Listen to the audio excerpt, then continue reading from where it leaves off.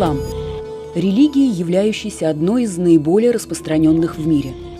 И в России многие нации исповедуют ислам уже более 1000 лет. В начале 21 века в нашей стране началось стремительное возрождение всех религий.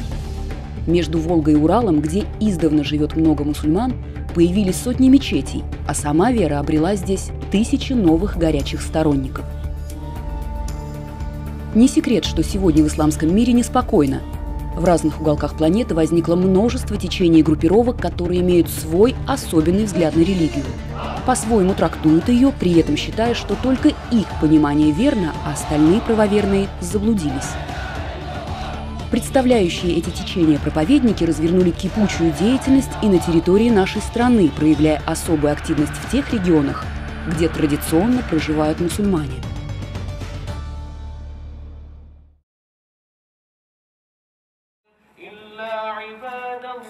Главной мишенью подобных проповедников стали прежде всего активные молодые люди, искренне открывшие свое сердце исламу, но не искушенные в тонкостях богословия. Среди них оказалась и 18-летняя Фарида из Казани. В школе я была одна мусульманка, и мне все задавали вопросы. Почему ты одела платок? Зачем тебе нужен ислам? И, естественно, я не могла ответить на эти вопросы, потому что я не знала. Я искала ответы на эти вопросы. Ни лекций не было, и каких-то доступных материалов, которые смогли бы мне ответить на эти серьезные вопросы.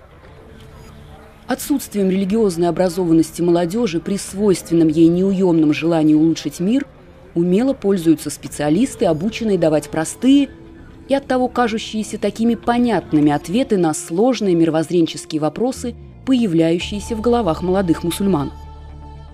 При этом надо отметить важный момент. Представители этой международной партии при первых контактах свою принадлежность подготовившей и направившей их организации никогда не раскрывают, с самого начала обманывая доверчивых людей, искренне желающих бороться с общественными проблемами с помощью исламского образа жизни. В один прекрасный день ко мне подошел молодой человек и ответил на эти очень сложные вопросы очень просто. Впечатление у меня было хорошее. Мне они сразу понравились, потому что они были открытыми людьми. Они отвечали на мои вопросы, которые у меня возникали. В первую очередь, наверное, то, что я не видела выхода, не видела решения проблем, которые существуют в обществе. Вот читал намаз, учился, поступил в университет, и в один из дней я встретил, я уже не помню, как это было, но я встретил человека, который хорошо разбирался в религии, то есть обладал большими знаниями, чем у меня, мог в кавычках раскидать, то есть основу ислама, доказать существование Творца, истинность Корана. И вот эти знания привлекли меня. Когда человек сталкивается с вербовщиком, то чаще всего вербовщик – это самый добрый, самый хороший, самый приятный человек из всех, кого человек встречал до этого. Ему предлагают что-то правильное, что поможет человеку найти себя, найти смысл жизни. Ему показывают, что есть другие люди, которые верят в него, которые помогут ему, поддержат в трудную минуту. И этап вербовки – это то, что призвано замаскировать дальнейшее психологическое насилие в более жесткой форме. Важным психологическим инструментом является внедрение мыслей об избранности паствы. Только мы на верном пути. Только мы веруем истинно. Только наша группа под милостью Всевышнего. Все, кто с нами, тот спасен. Истово верующий человек, подвергшийся такой психологической обработке, постепенно начинает воспринимать мнение пастыря как единственно верное, не подлежащее сомнению. Он готов беспрекословно выполнять любые поручения, даже несмотря на очевидность приносимых ими лишений. А уже сомнения в словах, советах или прямых приказов лидера трактуются как слабость веры, а то и вовсе отступничество. Когда прививают деревце, срезают часть дерева и на него прививают, значит, ту породу дерева, да, который требуется. Так вот, ислам, который они сначала призывают любого с улицы человека, да, это, естественно, вещь хорошая. нужная и спасительная вещь. Они призывают к исламу. Когда человек, естественно, принимает ислам, потом они свою ветку вот эту вот уже прививают. С этого момента уже нужно считать, что это ложь. На здоровое деревце ислама они прививают свою ложь. И очень трудно разобраться, где кончается ислам, где начинается сектантство, скажем так. Тебе поставили рамки белое и черное, да, и ты начинаешь видеть только так. И все те, которые хотят этой партии навредить, они черные. Все те, кто с тобой и которые помогают, они белые. И вот борьба черного с белым, все в твоей голове, и у тебя уже важного ничего нету. То есть семья, работа, это все отлетело, и у тебя только борьба начинается. Вот это. Да, и ты всем навязываешь, что оно так, больше никак. То есть за рамки этой борьбы уже не выйдешь. Бывают и такие ребята, которые действительно, да, то есть они могут такое чувство вины привести, они могут тебя заплакать заставить. Я знал таких ребят, да, то есть, которые... Человеку 20 лет, да, но при этом как бы он медалист, он действительно из золотой молодежи, и при этом у него интеллект очень высокий, да, то есть, и я видел, как он дяденок, да, то есть непосредственно человек за 30, да, человек уже женат, у него с детьми, и этот молодой юноша, да, то есть настолько ему чувство вины прививает, да, то, что он ничего не делает, да, то есть он не переживает за ислам, из-за этого он не двигается, что до слез доводил. В условиях такого психологического давления человек лишается чувства ответственности за свои поступки, перестает понимать и оценивать их возможные последствия. Слепо следуя посулам этих, с позволения сказать, проповедников, целиком попадая в струю течения, он постепенно становится рабом, инструментом в руках умелых манипуляторов. Дал клятву о том, что там буду беспрекословно, так скажем, подчиняться всем приказам Амира, да, то есть там на этом все строится, да, на подчинении Амиру. То есть без Амира ты ничего сделать не можешь. Если Амир дает добро, делаешь, если он не дает добро, не делаешь. Подчиняешься, так скажем, в любом случае, да. Таким манипулятором является, в частности, Исламская партия освобождения Хизбут Тахрир Аль-Ислами, основанная в 1953 году в Восточном Иерусалиме Такиуддином ан-Набхани, имеющая штаб-квартиру в Лондоне. Своей целью эта партия провозглашает восстановление справедливого исламского образа жизни и исламского государства халифата. Ходили такие слухи, что якобы штаб-квартира этой партии в Англии, там прочее. То есть такие слухи ходили. Мы эти вопросы задавали там своим ответственным. Врут это все, это не так и прочее. Кому вы верите? Мы нашли, чей это парень, чего он хочет и что для этого делает. Ответы на вопросы, то есть относительно вот этого Хизбут Тахрир, по крайней мере. То есть мы нашли, кто это такой, да, чем он занимается и что они хотят вообще. Обнаружили, что к исламу отношения у них нету никакого. Вот. Обнаружили, что они обыкновенные наймиты у Запада, вот оранжевая революция, прочее, которые происходят в мире, есть понятие такой исламской улицы. То есть, чтобы на исламской улице то же самое развить такую же деятельность правозащитную, там, демонстрации и прочее, свергнуть, например, правительство, да, то должны появиться именно какие-то исламские политические группы, которые работают непосредственно с мусульманами. Официально партия исламского освобождения отрицает террористические методы. В ее программе содержатся лишь призывы к созданию исламского государства, что может произойти мирным путем. Однако при более углубленном изучении становится ясно, что после достижения этой цели, после того, как государство будет создано, обязательным становится принуждение всего мира к принятию идеологии Хизба. Тут уж не до отрицания насилия. Это тезис только для новичков. Военные действия допустимы и даже неизбежны. А руководитель администрации Хизбут Тахрир Аль-Касас совершенно однозначно в своих фетвах заявляет, что принятие участия в смуте на территории Сирии является обязанностью для мусульман. То есть указывает на необходимость членам Хизбут Тахрир воевать. Не только однопартийцам, но всем обычным мусульманам. Таким тонким образом Хизб уходит от ответственности за призывы к терроризму, по факту же занимаясь пропагандой для кадрового обеспечения Джабхат ан-Нусры на Ближнем Востоке. Я также знаю то, что они призывают поддержать группировки некоторые исламские, которые сегодня находятся на территории Сирии, в частности Джабхат ан-Нусра.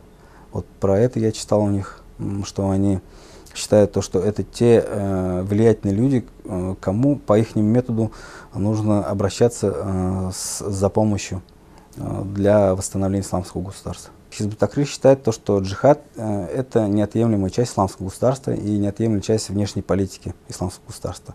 И Хизбут Тахрир заявляет, что при восстановлении исламского государства первым и обязательным действием будет претворение всех законов шариата в этом государстве, как внутренних, так и внешних. То есть джихад является неотъемлемой формой внешней политики государства. И Хизбут Тахрир призывает к этому, что если даже государство не будет заниматься джихадом, то Хизбут Тахрир, находясь в этом государстве, будет призывать и население, и правителей к этой форме внешней политики.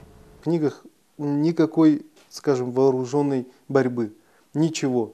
Да, только политически, только слово. Да, слово истины несправедливому правителю, это все знают, и никакого оружия никто у себя не держал, не все. Но, так скажем, есть такие стандарты, которые называются двойными стандартами. Да, это я сейчас понимаю, что есть мусульмане, которые приветствуют, да, вооруженные восстания и все. И у Хизбут Тахрир есть обращение к этим мусульманам, братьям, так скажем. Да, они говорят, те, которые имеют силу, оружие, власть, свергните то, свергните сё, то есть подстрекательство такое есть, да?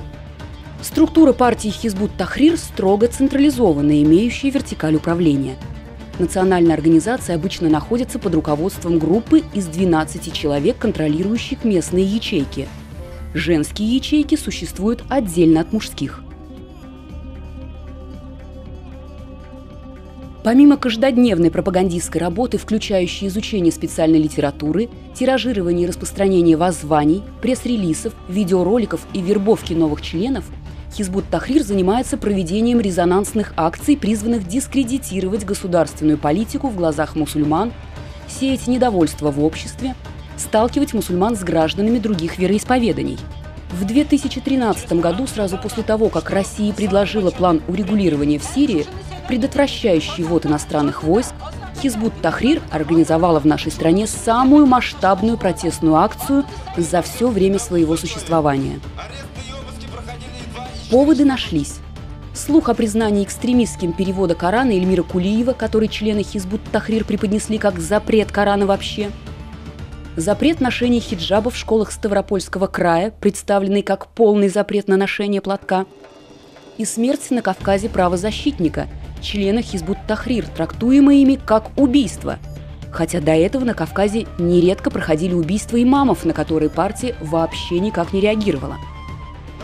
В некоторых городах России одновременно были развернуты баннеры с надписями «В России запрещают Коран», «В России запрещают хиджаб», «В России убивают проповедников».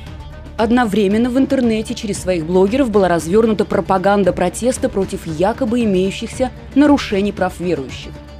Да, то есть мы снимали и проводили конференцию на тему именно исламской идеологии, что ислам это и есть идеология, да, то есть на широкую массу.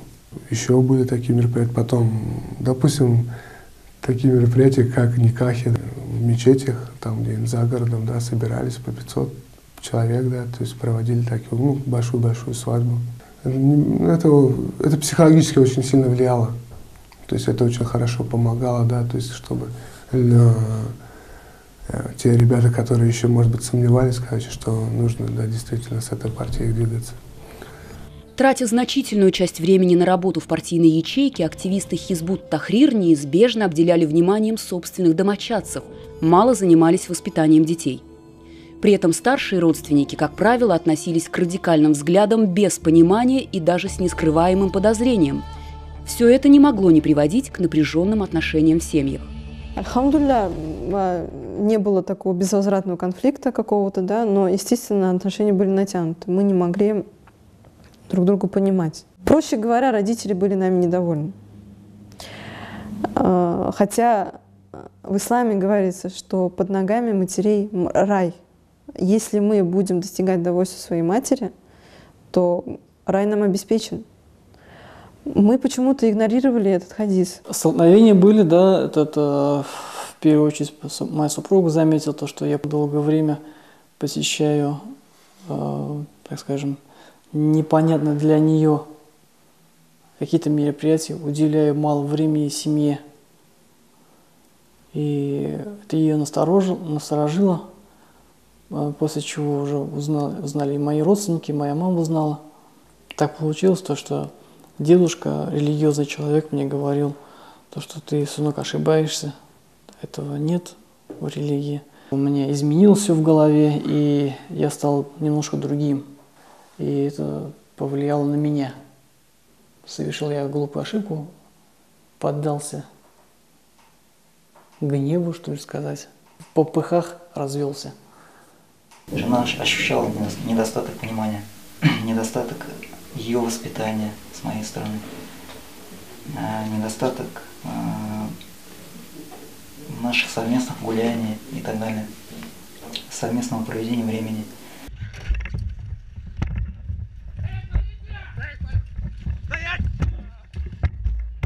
Полностью безысходной ситуация стала после того, как членов Хизбут-Тахрир стали арестовывать и судить. А ведь участие в запрещенной законом организации по статье 205 Уголовного кодекса Российской Федерации карается лишением свободы на весьма серьезные сроки. Последствия этого иначе как трагичными не назовешь. Молодые деятельные мужчины теряют лучшие годы своей жизни в местах заключения, дети остаются без отцов, семьи без кормильцев. Родственники испытывают чувство стыда перед окружающими в связи с тем, что в их роду появился осужденный. Родители, они у меня намаз не читают, но тем не менее мусульмане, мама, отец, они уже более сильнее осуждали, что я вот так оказался из-за этого в тюрьме. То есть сейчас до сих пор не справился, продолжаю заниматься этой деятельностью, как так. То есть лучшие люди ходят же, намаз читают, уразу держат. Но не обязательно же где-то там быть, кого-то там с этой организацией, которая запрещена в России, участвовать в ее деятельности. Зачем это надо? Хизбут-Тахрир любит выкладывать в интернете призванные вызвать жалость видеоролики, в которых показаны искренние мусульмане, якобы обиженные государством.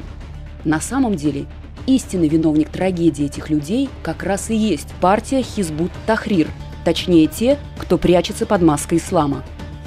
Возбуждает это уголовное дело не против мечети Аль-Ихлас, не против Хазрата. Уголовное дело возбуждает против ислама. Против Аллаха. Против Аллаха.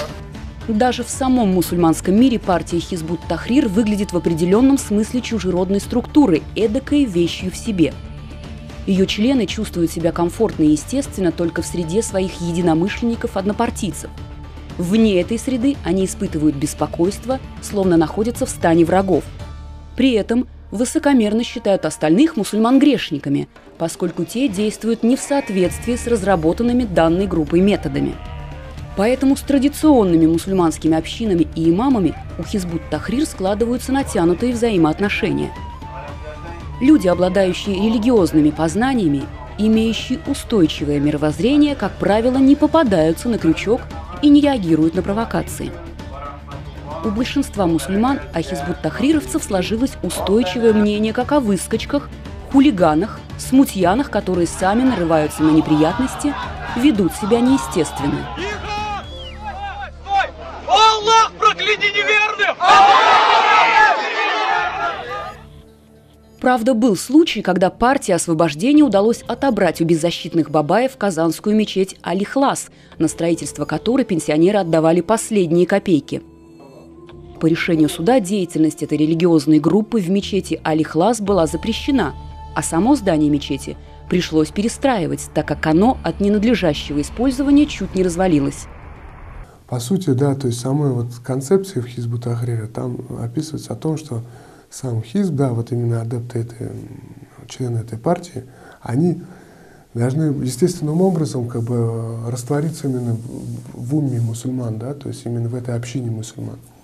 Но на практике, да, взять в Российской Федерации, я не знаю, как происходит это в Средней Азии, говорят, что это совсем не так, или на Ближнем Востоке, но в России произошло так, что отчуждение тут же было, да, то есть Хизбут-Тахрир отдельно, а представители традиционного направления отдельно. Они не воспринимали, хотя мы шли с ними на контакт, хотели идти на контакт, да, но они как бы отторгали нас. именно политические исламистские движения, многие из них посчитали, нужно менять систему управления страной, нужно менять правителя, нужно менять вообще государственный порядок, то, что происходит в мусульманских, арабских странах. И здесь вот первая ошибка вот этих исламистских партий, и прежде всего Хизб ут-Тахрир, заключается в том, что они считают, что убрав правителя, поменяв его на мусульманского, что все изменится. То есть здесь получается, по их взглядам, все плохое, хорошее не от Аллаха, не от Создателя, не от Творителя, не от Господа миров, а что вот все, что вот если изменится, то только изменится, если мы поменяем государственный строй. Нет. Человек, каждый должен сам начинать с самого себя, исправлять личные свои отношения со своим Господом. Рано или поздно у большинства членов Хизб ут-Тахрир неизбежно появляется критическое осмысление ситуации. Не дают покоя многочисленные вопросы к вышестоящим руководителям, которые остаются без ответов. Ведь партийные учения изобилуют противоречиями и логическими несостыковками, а практика в угоду политической конъюнктуре нередко грешит непоследовательностью. У многих людей просто заканчивается терпение и возникает мысль покинуть это течение, тем более что дальнейшая работа в нем увеличивает риски получения продолжительных тюремных сроков. Многим, чтобы прийти к этой мысли, нужно накопить жизненный опыт, нужно время, и нередко это время для осмысления Всевышний посылает уже в местах лишения свободы.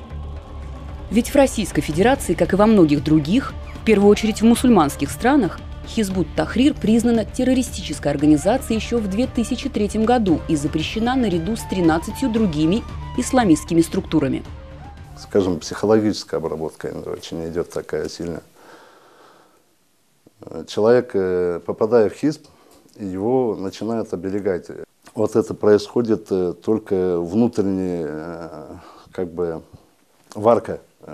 Соответственно, человеку не дают изучить ислам. Да? Я, например, будучи в хизбе, в 5 лет я там провел, я ни разу Коран не читал. Я в тюрьме только Коран первый раз почитал. Да? Обучение именно в Хизб ут-Тахрир только было по книгам Хизб ут-Тахрир. То есть, если брать, например, саму литературу Хизб ут-Тахрир, то там мало что можно найти из Корана или из сунны посланника Аллаха, саллаллаху алейхи салям, из хадисов. Вот, там все присутствует именно те мысли, те доводы, которые приводил Такиудин ан-Набхани, когда организовал эту организацию. То есть это, скажем так, его идеи, его мысли, да, ничем не подкрепленные, ни хадисами, ни аятами. У меня вопрос начал вставать о том, почему, к примеру, мы не изучаем Коран, да, когда, например, собираемся, почему мы, например, не изучаем жизнеописание посланника Аллаха. Стал читать хадисы, аяты, перевод Корана, да, и почитал историю с самого начала, несколько раз перечитал, почитал истории правления разные, да, ну и просто понял, что то, что делали мы делали неправильно.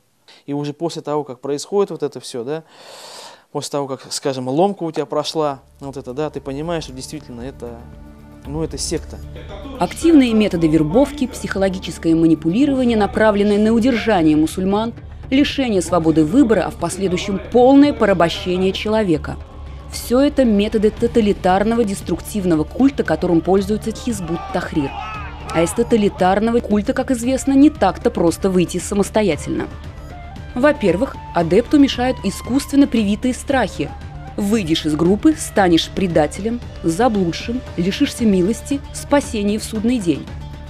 Во-вторых, в течение длительного времени все интересы, помыслы, вся жизнь активистов партии были посвящены решению проблем или достижению цели организации. Остальные социальные связи – общественные, родственные, дружеские – обрываются. В такой ситуации многих просто пугает вопрос, есть ли жизнь после Хизб ут-Тахрир. Не каждый человек обладает какими-то знаниями, которые получится противостоять этому напору, который, скажем, осуществляется членами партии Хизб ут-Тахрир, да?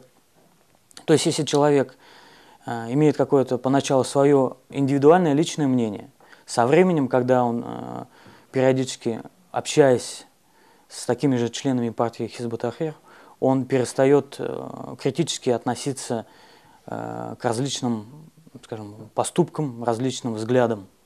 То есть он полностью подчинен влиянию этой партии, получается, и влиянию этих мыслей. Теперь, чтобы оставить вот это влияние, когда у тебя полностью уже окружение, все говорят только лишь одну сторону и поддерживают только лишь сторону партии Хизб ут-Тахрир, это оставить это влияние очень сложно. По сути, это нереально, даже так можно сказать. Разочарования, обиды были, да, когда я уходила оттуда. Вот это вот отношение у них резко изменилось ко мне. Перестали разговаривать, общаться.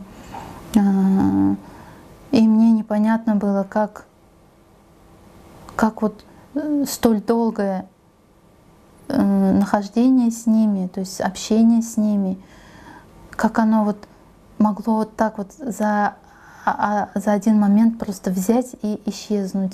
После выхода из группы депрессия была, стресс был. Я еще раз повторюсь, тяжело было, так как уже привыкла к этим людям, тяжело было отходить. Но сейчас, в данный момент уже легко. В последнее время мы активно занимаемся помощью и поддержкой людей, которые хотят выйти из подобных групп, из экстремистских групп, из террористических групп. И мы сталкиваемся с тем, что в разной степени у них нарушены не только понимание картины мира, не только понимание, кто сам человек в этом мире, но и в том числе нарушена эмоциональная сфера, поведенческая сфера.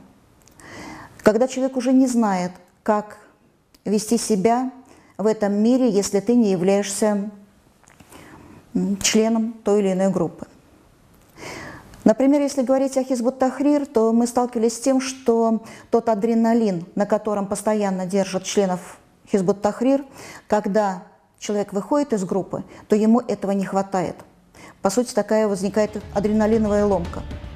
В последнее время все большее число людей, отделив свои собственные устремления от навязанных извне взглядов, выходят из Хизб ут-Тахрир, хотя партия этот факт, естественно, тщательно скрывает. Если человек раскаялся и добровольно покинул организацию до появления уголовного дела, правоохранительные органы всегда идут навстречу и не возбуждают преследование за участие в запрещенной партии. В Казани даже организован Центр социально-психологической реабилитации людей, покинувших различные радикальные группировки и деструктивные культы. Мы открыли консультативно-информационный центр «Диалог» при Казанском федеральном университете. В нашу команду входят специалисты по религии, теологии, специалисты в области психологии. Мы консультируем людей, которые или хотят выйти из каких-то религиозных групп, но не понимают совсем, пока не понимают, как это возможно, или уже которые вышли и им требуется помощь. Мы этим сегодня занимаемся, у нас есть хорошие результаты, есть позитивные результаты. Люди очень благодарны. У бывших активистов появляется счастливая возможность исполнять волю Всевышнего, жить нормальной жизнью, дарить радость близким, ходить в мечеть для молитвы и чтения Корана, а не для того, чтобы навязчиво вербовать новых адептов и жаловаться на отсутствие исламского правления. Находясь в Хизбе, у меня было очень мало времени уделения семье, воспитанию семьи, жены, мало уделял времени матери, родственникам. Я считаю, что если человек, выйдя с Хизба, из подчинения Хизба в данной ситуации, то он как раз-таки, у него будет возможность заниматься тем, что ему предписано религией. Потому что зачастую бывало так, что партийная работа занимала все время, которое есть. Призыв к исламу, разъяснение мировоззрений, правильных разъяснений и опровержение неправильных мировоззрений, да, то этот человек может делать сегодня и без группы, и без Хизб ут-Тахрир.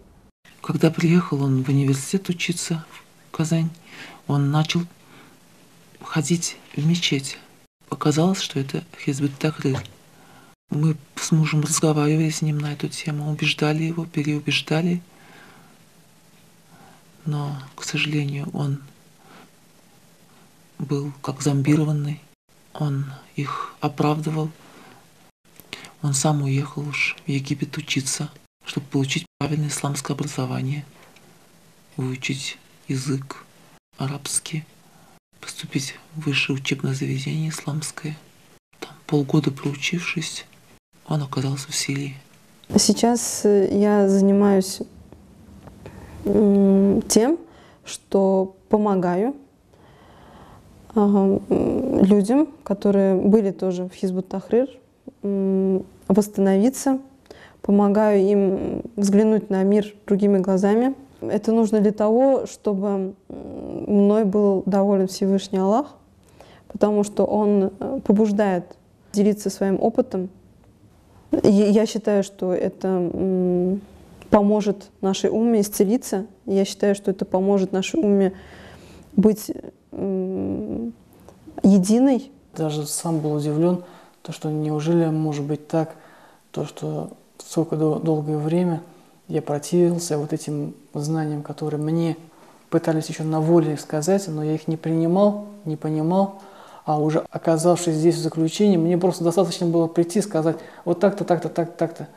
И я был поражен вот этому. Находясь уже в камере, после общения с этими людьми, я переосмысливал и поражался тому, неужели так может быть, то, что в течение такого долгого времени я находился в заблуждении, и вот оно как бы я увидел свет, не свет, а лучик такой, да, который представляет другую точку зрения, нежели точку зрения партии Хизб ут-Тахрир. Уважаемые родители, уважаемые молодые люди, мусульмане, хочу обратиться к вам с просьбой: не вступайте ни в какие Хизб ут-Тахрир. Опасайтесь таких организаций, которые говорят против своей родины, против своего правительства, потому что ислам этому не учит. Избегайте таких всяких собраний, избегайте таких смут.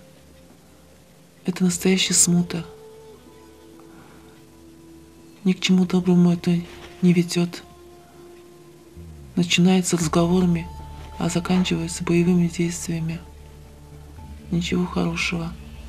Есть совершенно четкие установки, которые направлены на создание условий для выхода людей из террористических организаций, для того, чтобы не допустить их входа в эту организацию, для того, чтобы объяснить, что есть совершенно четкие, законом установленные нормы и правила, которые защищают человека, который хочет разорвать с этой деятельностью и вернуться к мирной жизни.